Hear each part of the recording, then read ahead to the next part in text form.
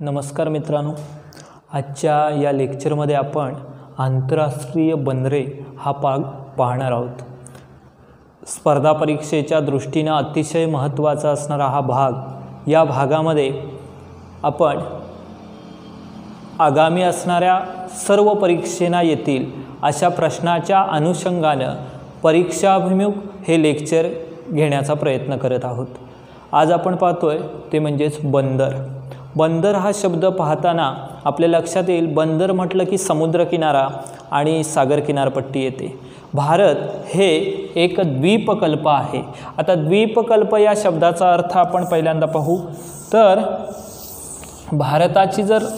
भारताचा आपण नकाशा पाहिला तर आपल्याला असं दिसेल की भारताच्या तिन्ही बाजूला पाणी असलेलं दिसतं आणि साहजिकच त्याला आपण द्वीपकल्प असं म्हणतो।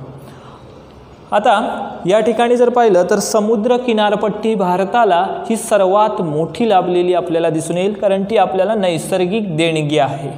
या ठिकाणापासून म्हणजे हे असणारं गुजरात नावाचं राज्य, या ठिकाणचं असणारं केरळ आणि या ठिकाणचं असणारं पश्चिम बंगाल इथपर्यंतच्या भागापर्यंत किनारपट्टी भारताला लागलेली आहे। आणि साहजिकच एक व्यापाराच्या दृष्टीने सगळ्यात महत्त्वाचं असणारं हे बंदर हा भाग आपल्याला या ठिकाणी महत्त्वाचा ठरला आहे। आता या ठिकाणी बघू की भारताला लागणारी जी किनारपट्टी आहे ती किती लांबीची आहे।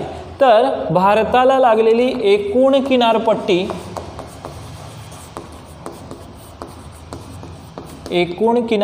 जी आहे ती आहे 7517 किलोमीटर इतक्या लांबीची आहे।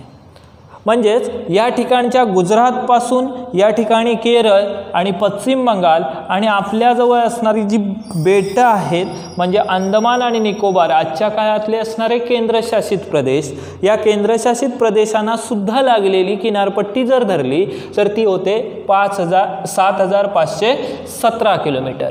तर नुसतीच ही मुख्य भूमी धरली म्हणजे या ठिकाणचं गुजरात आणि या ठिकाणचं असणारं पश्चिम बंगाल इथपर्यंतची आपण किनारपट्टी पाहिली तर त्या किनारपट्टी, मुख्य भूमीची किनारपट्टी जी आहे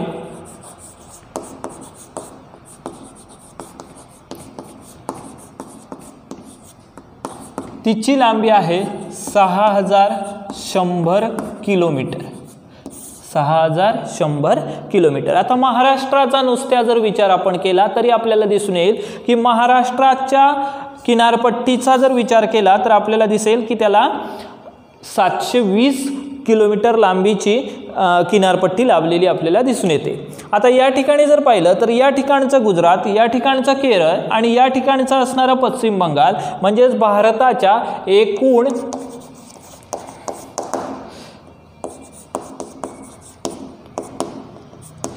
9 राज्यांना किनारपट्टी लागलेली आहे। किती राज्यांना आहे तर 9 राज्यांना किनारपट्टी लागलेली आपल्याला दिसून येईल आणि त्या सगळ्याची लांबी आहे 6100 आणि एकंदर बेट अधिक राज्य जर धरली तर 7517 किलोमीटर इतकी लांबी असलेली दिसून येईल।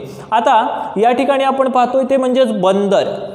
बंदर पाहण्याच्या अगोदर किनारपट्ट्या कोणत्या आहेत ह्याही माहीत असणं गरजेचं आहे।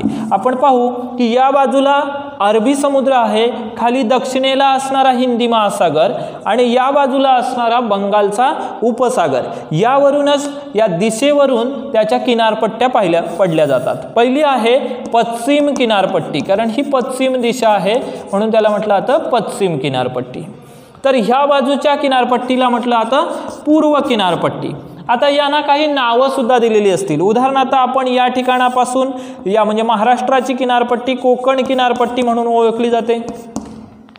या ठिकाणी कर्नाटकचा जो किनारा आहे तो कारवार किनारा किंवा कारवार किनारपट्टी म्हणून ओळखली जाते आणि केरळ राज्याची जी किनारपट्टी आहे त्याला मलबार किनारपट्टी असं सुद्धा म्हणतात।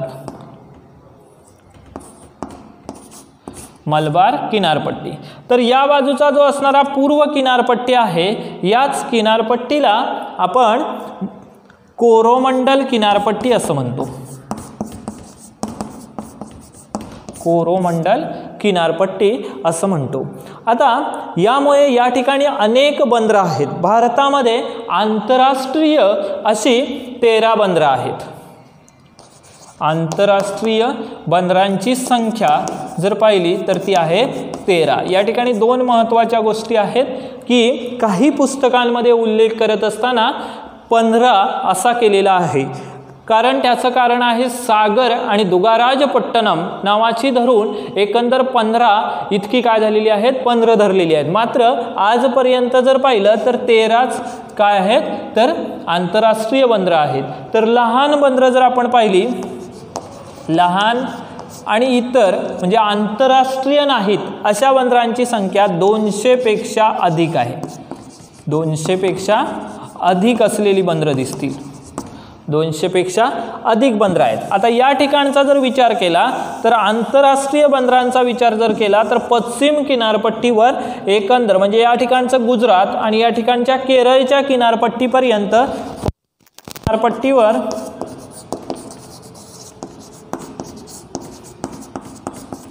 बंदरांची संख्या एकंदर 6 इतकी आहे. बंदरांची संख्या 6 इतकी असलेली आपल्याला दिसून येईल.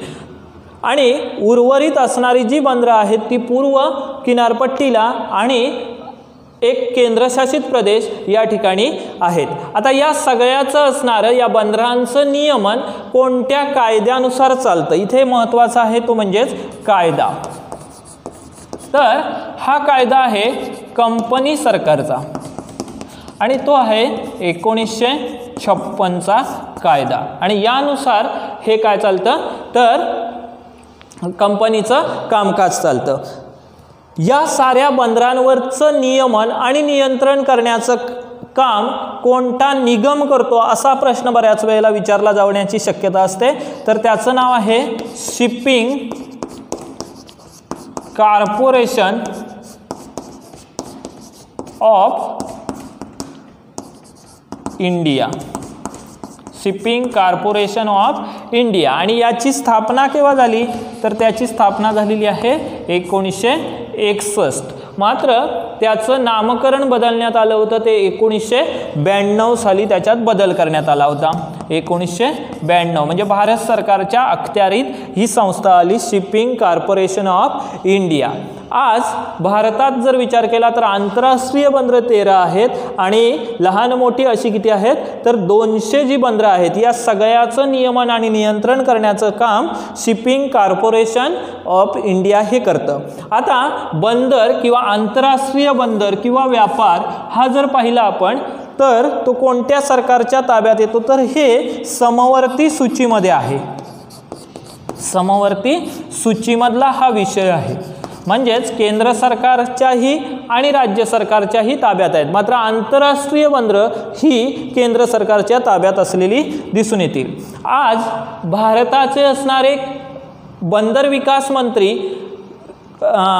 हे जे खातं आहे त्याचे मंत्री आहेत नितीन गडकरी. म्हणजे मंत्री विचारलं तरी लक्षात ठेवणं गरजेचं आहे, ते आहेत नितीन गडकरी, हे बंदर विकास मंत्री आहेत. आता महाराष्ट्र शासनाकडे मात्र 1960 पर्यंत बंदर विकास हे खातं नव्हतं. मात्र 1960 नंतर बंदर विकासाची निर्मिती करण्यात आलेली आहे.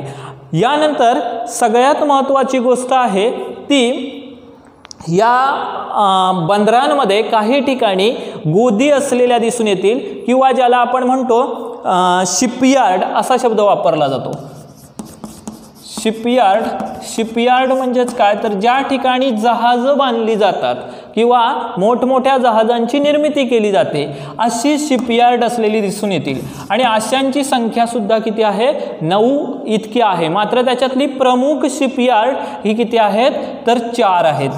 प्रमुख शिपयार्ड उदाहरणार्थ सांगता येईल मुंबई या ठिकाणी माझगाव डॉक नावाचं जहाज बांधणी केंद्र आहे.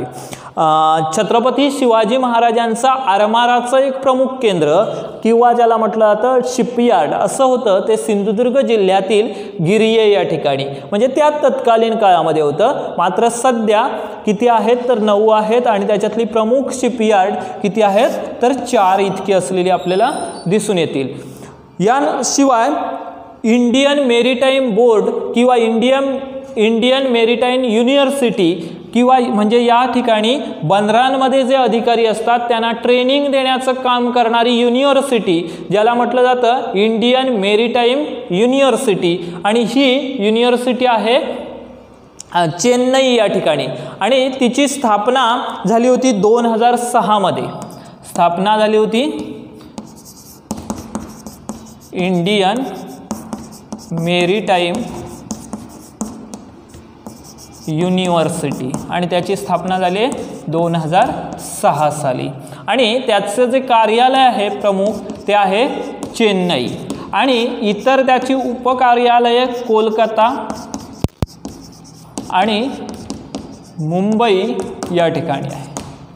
आता पुन्हा एकदा आपण उजळणी पाहू की भारताला लागलेली किनारपट्टी आहे 7517 किलोमीटर, मुख्य भूमीला लागलेली किनारपट्टी आहे 6100 किलोमीटर. एकंदर 9 राज्यांना किनारपट्टी लागते, म्हणजे या ठिकाणी असणारं गुजरात, त्यानंतर महाराष्ट्र, या ठिकाणचं असणारं गोवा, त्यानंतर कर्नाटक, केरळ, तामिळनाडू, आंध्र प्रदेश, ओरिसा आणि पश्चिम बंगाल अशी 9 राज्य आणि 2 केंद्रशासित प्रदेश, म्हणजेच या ठिकाणचं असणारं अंदमान निकोबार आणि अरबी समुद्रातला असणारं लक्षद्वीप यांना सुद्धा किनारपट्टी लागलेली आहे. आता आंतरराष्ट्रीय बंदरांची संख्या आहे एकंदर 13. लहान मोठी बंदरं आहेत 200 पेक्षा अधिक. पश्चिम किनारपट्टीवरचं बंदरांची संख्या जर पाहिली तर ती आहे 6. आणि याचा कायदा कोणता आहे तर याचा कायदा आहे 1956चा. याचं नियंत्रण आणि नियमन करणारा जो निगम आहे ते आहे शिपिंग कॉर्पोरेशन ऑफ इंडिया, ज्याची स्थापना 1961 मध्ये झाली होती. बंदर हा समवर्ती सूचीतील विषय आहे, याचाच अर्थ त्याच्यावरती भारत सरकार म्हणजे केंद्र सरकार आणि राज्य सरकार हे काय करू शकतात, कायदा करू शकतात. आणि त्याचे सध्याचे मंत्री आहेत नितीन गडकरी. तर भारतामध्ये एकंदर 9 इतकी शिपयार्ड म्हणजे जहाज बांधणी केंद्र आहेत, आणि प्रमुख शिपयार्ड किती आहेत, 4 आहेत. तर या बंदरामध्ये काम करणाऱ्या अधिकाऱ्यांना प्रशिक्षण देण्याचं काम इंडियन मेरीटाईम युनिव्हर्सिटी ही चेन्नई या ठिकाणी आहे, आणि त्याची उपकार्यालय ही कोलकाता आणि मुंबई या ठिकाणी आहेत. त्याची स्थापना 2006 मध्ये झालेली आपल्याला दिसून येईल. या ठिकाणच्या भागामध्ये आपण येथेच थांबूया. यानंतर आपण प्रत्यक्ष पाहू आंतरराष्ट्रीय बंदरे.